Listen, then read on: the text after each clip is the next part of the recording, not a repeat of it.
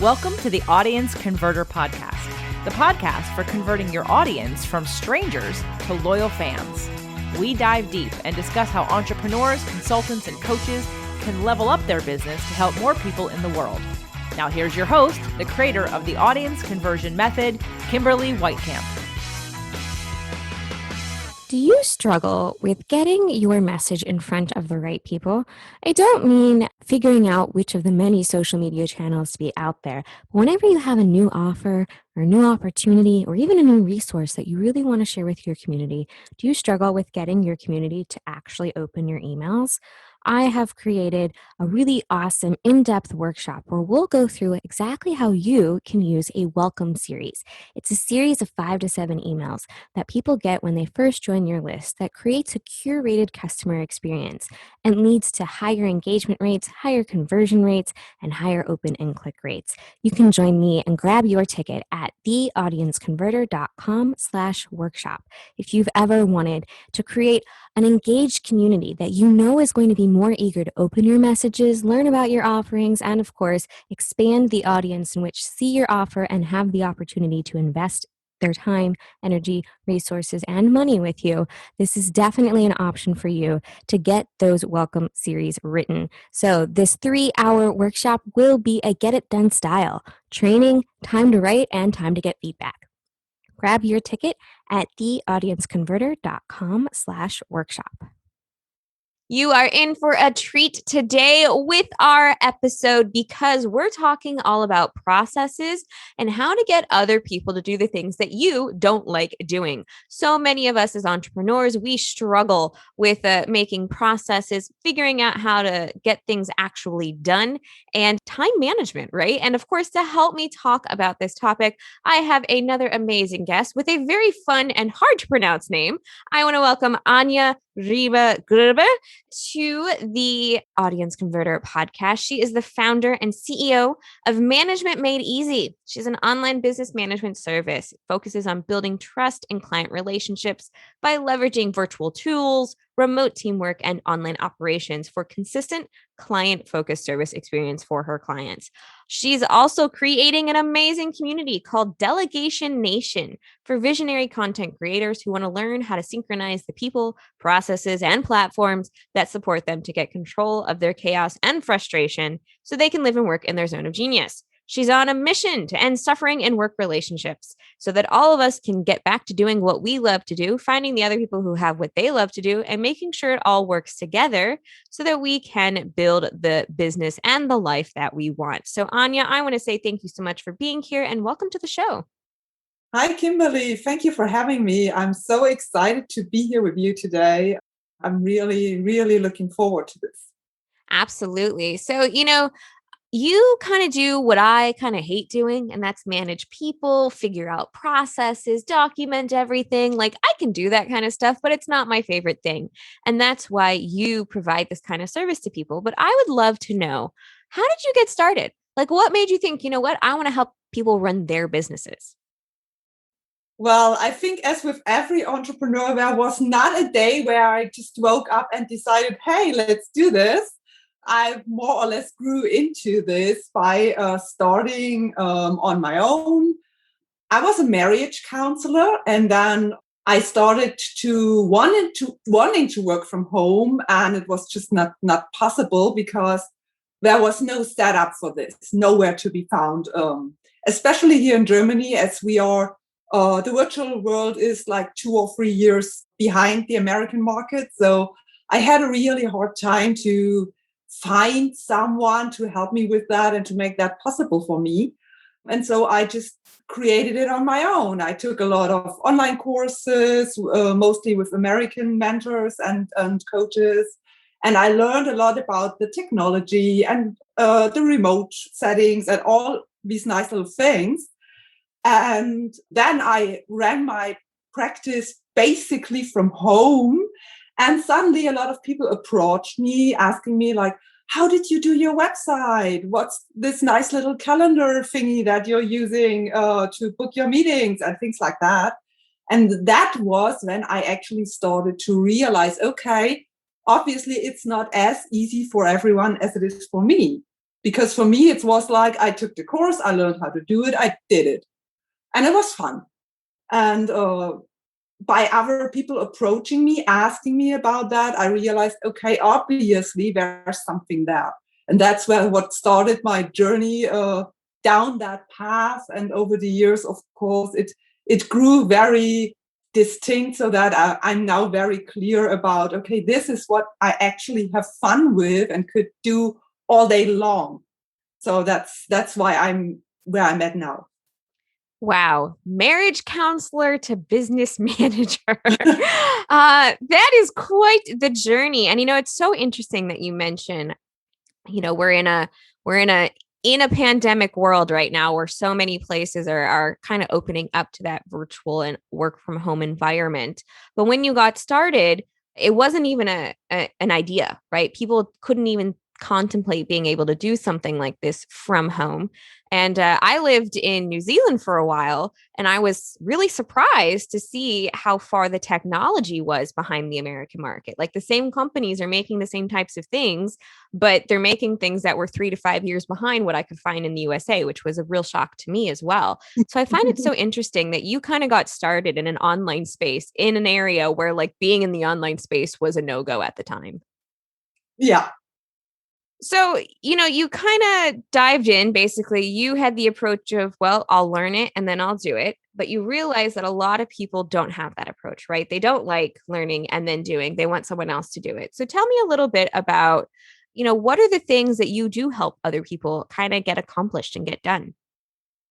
Yeah, well, a lot of entrepreneurs are the big visionaries. So they have a lot of ideas, and then they are generating ideas on a daily basis.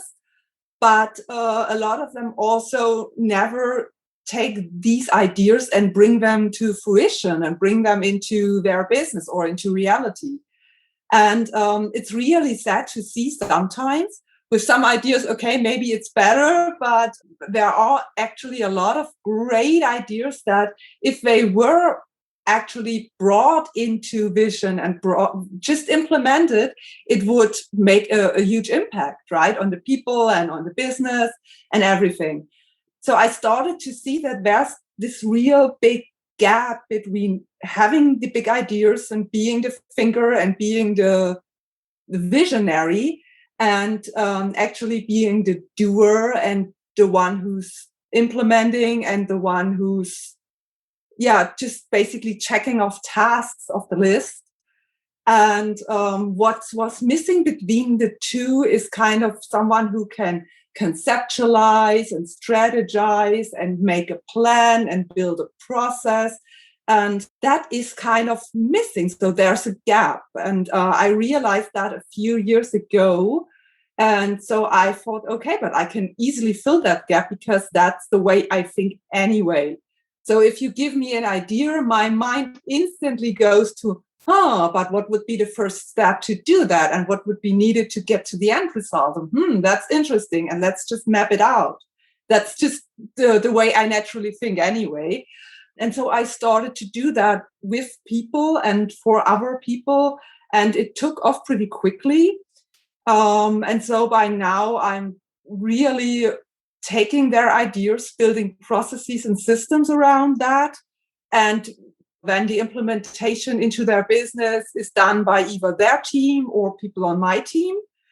And then we run both systems and processes and see how we can improve them and where are still gaps and things like that.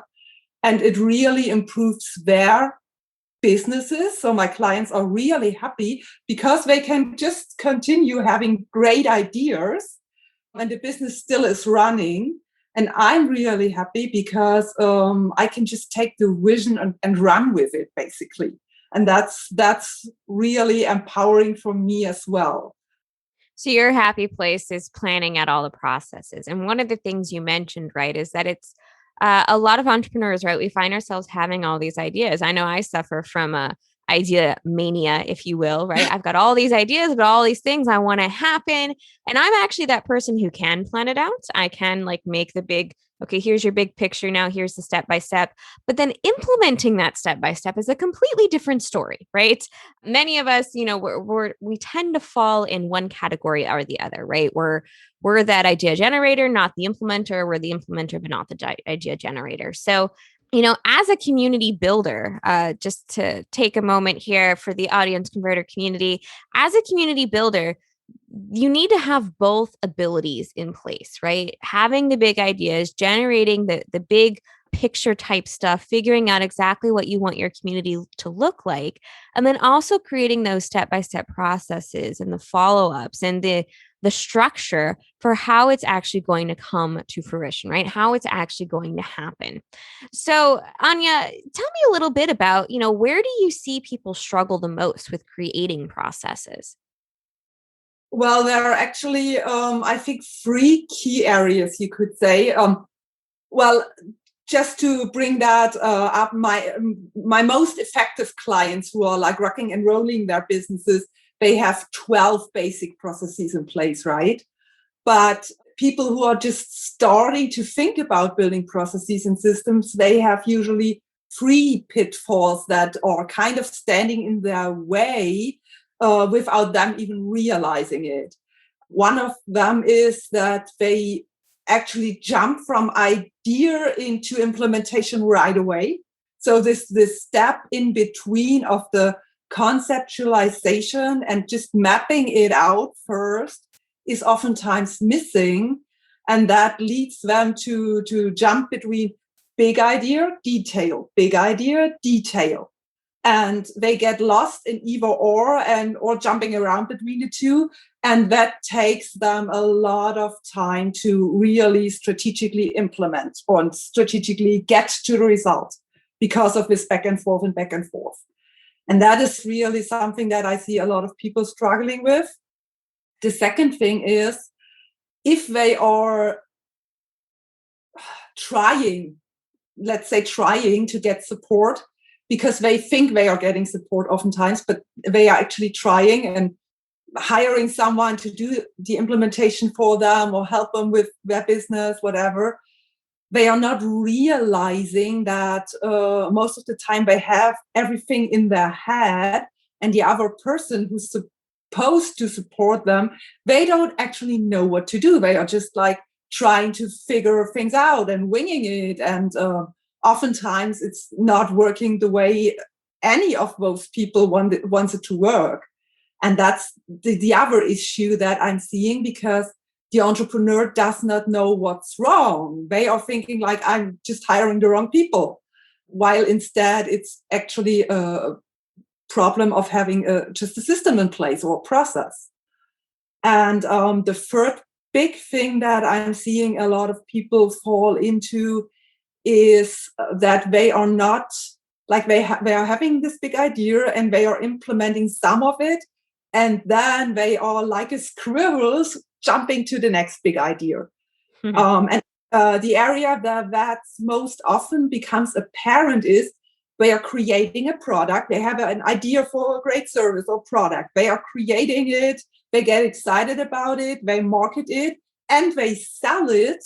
But as soon as the client handed over the money, then there comes the gap, because there's no onboarding, all the boring detail stuff of sending out an agreement and making sure the payment links work and all of these things. That is no longer of interest because the big idea is already born and they are on to the next thing already. But that actually leads to the client being very unhappy with whatever they bought. So those the areas are the ones that I'm seeing people most struggling with. And the thing that's really bothering me about that is it's a systems problem. All they would need is having a system or a process running in the background, and then they would not struggle as much. But they are not aware of that, and so they keep on struggling.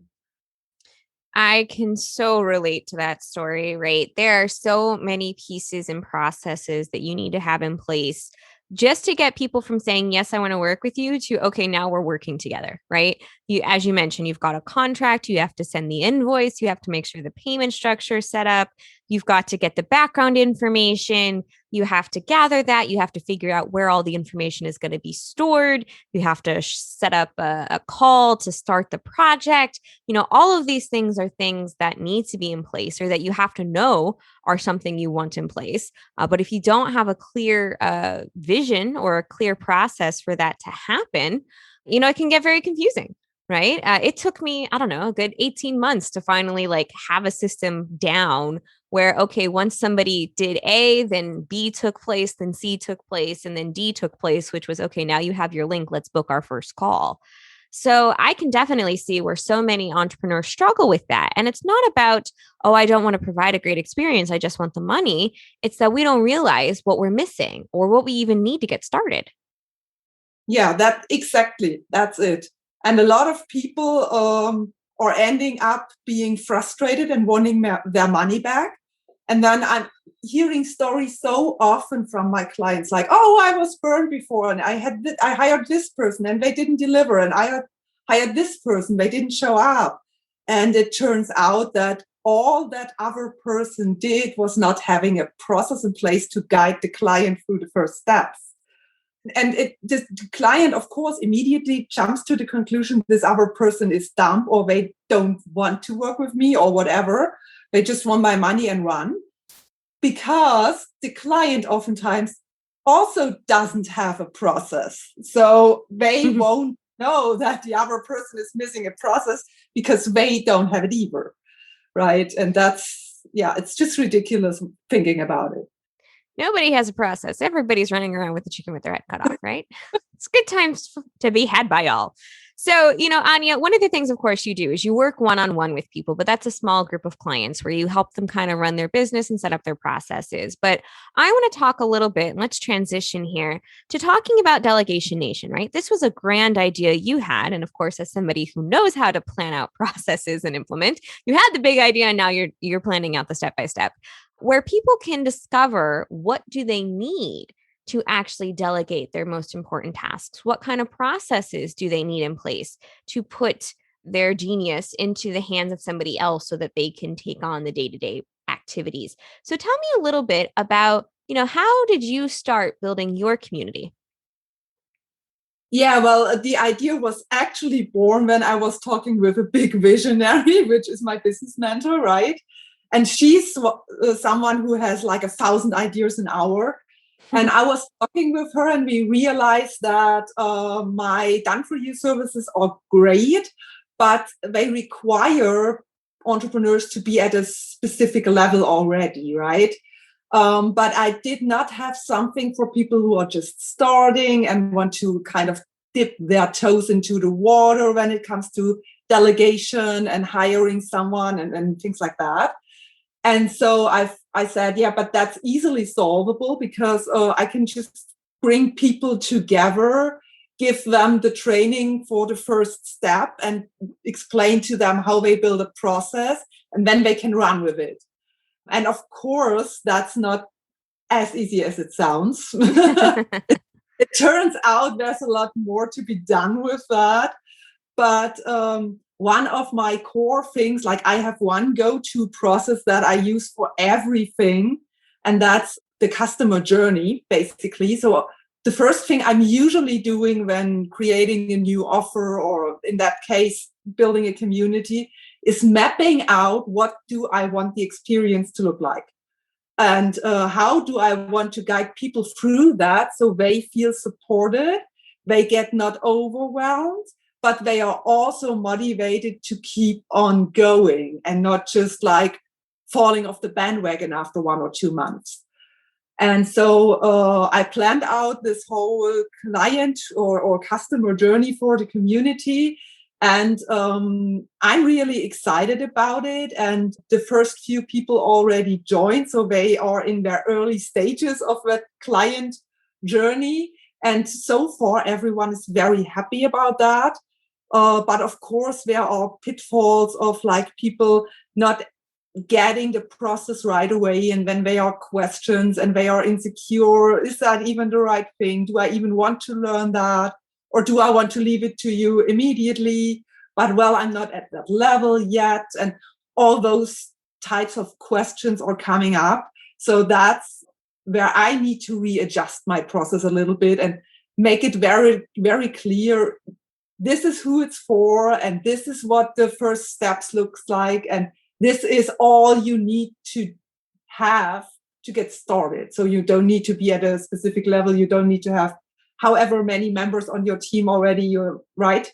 Just making that very clear to people.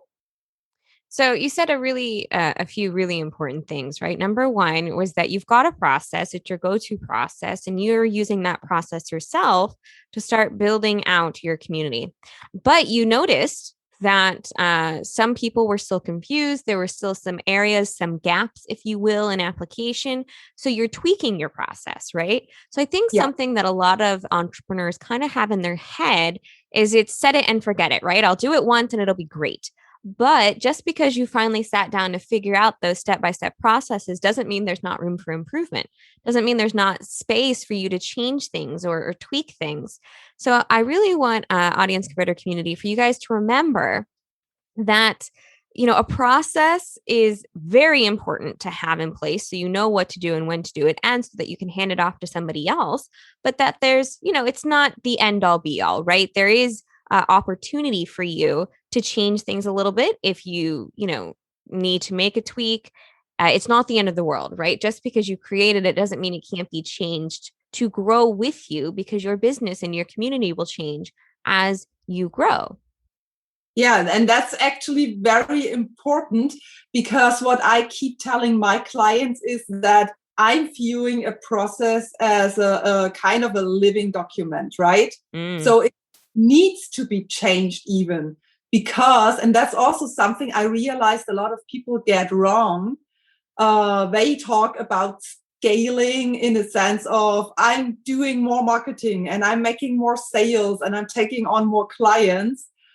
But if you just go by the definition that comes from the IT world, scaling is actually making sure that the system is still working even though you are adding more users to it. And if we apply that to the business sense, it means that the system or the process should be built to still be working even though you are adding more clients to it, you are adding more team members to it, you are adding another piece of technology to it, right? And just coming from that definition, it means there's no other way than the process needs to change and grow and be adjusted. Absolutely. Every step, basically, right? All the time. Yes. Adjusting and being open to change, I think, is a key part of being an entrepreneur. So you mentioned that, you're just starting out with this community, you're just building it. What have been some of the struggles that you've encountered with building and creating this Delegation Nation? Yeah, for one, it's really interesting because I'm building a community that's not like me, right? Because I want to bring in the people that I know I can best serve. So the visionaries, the creatives, who are slightly chaotic and who most of the time don't have a process other than I'm having it in my head, right? And that actually was hard for me to grasp because I offered them what I had to offer, right? I took a plain and simple text of like, here's what you get. You are getting one process a month. You are getting an SOP template. You are getting access to my library of processes so you can pick and choose and whatever. And then I had someone look it over and she said, well, you know what? I'm a visionary and I don't even know what you're talking about. So that's absolutely not attractive to me. You need to speak my language. And it took some effort for me and a mindset shift for me to really let go of but you need to tell people what's in there from a process standpoint, and you need to have your bullet points and you need to have this and that. and really change to a more outcome-based language of like, you are getting peace of mind. You are getting a training ground for delegation. You are getting control of your chaos, things like that.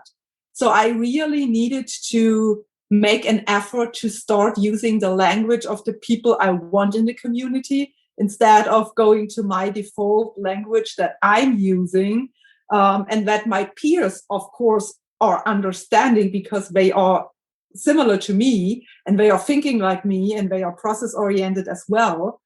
But that's not the people that I want to build a community around. So that, I think that was one of the really big struggles.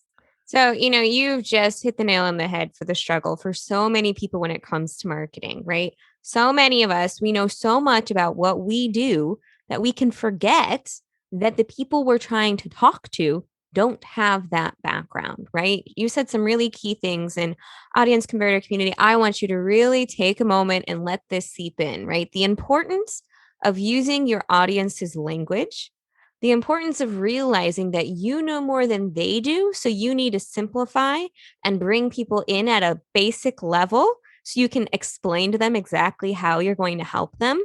And one of the things you said, which is so incredibly important and is the key to basically any solid marketing messaging and copy you're going to see out there, and that is outcome-based language, right? So many people, I don't care that I'm going to get 50,000 modules. 50,000 modules sounds like a lot of work. But if you're going to tell me I'm going to have less chaos in my life, I'm going to have more time, I'm going to make more money, I'm going to have to put in less hours, I'm going to be home in time for dinner, that's what's important. That's what makes sense to so many people, is what is the benefit? What is the outcome? What can I do?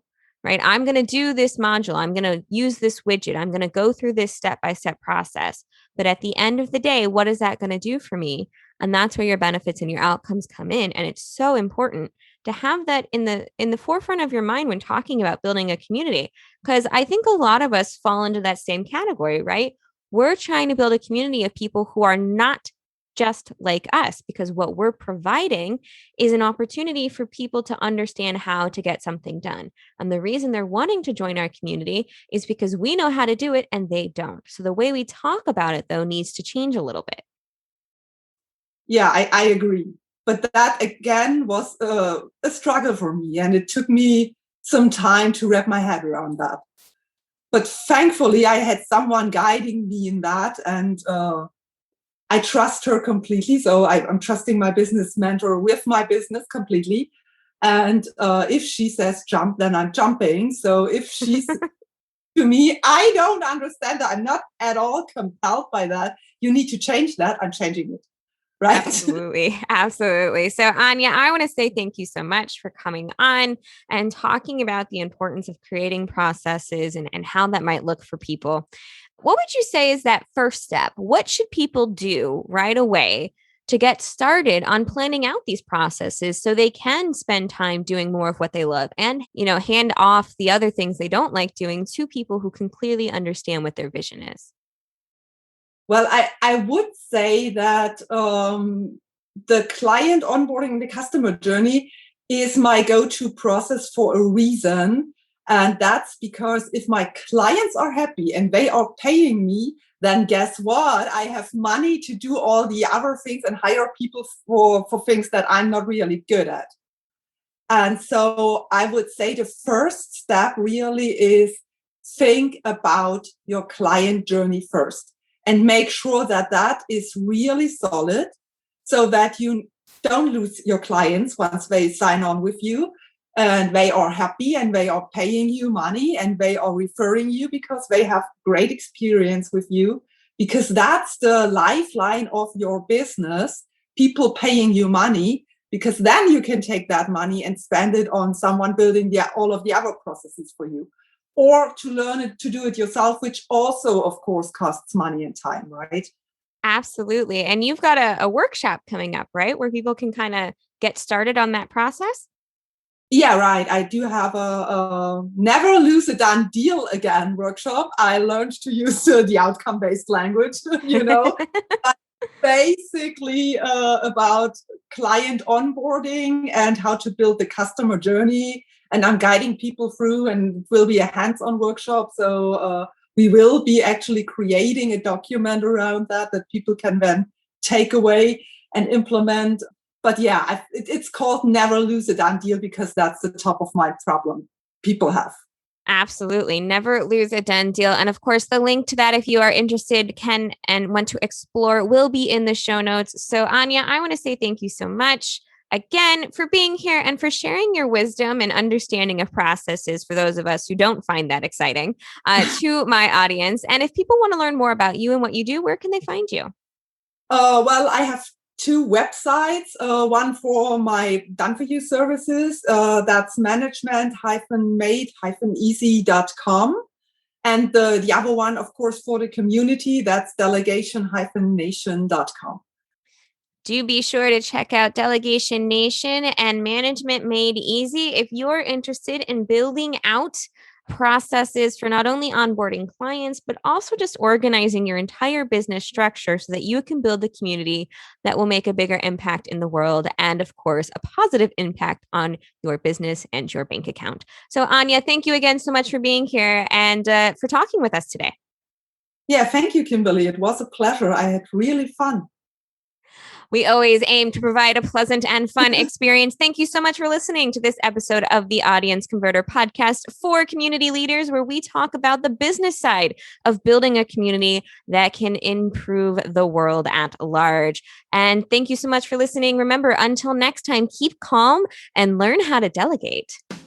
Thanks for listening to the Audience Converter podcast. For more information and important links about today's show or for access to our website, visit theaudienceconverter.com. Take a moment to rate and review on Apple Podcasts or wherever you get your podcasts.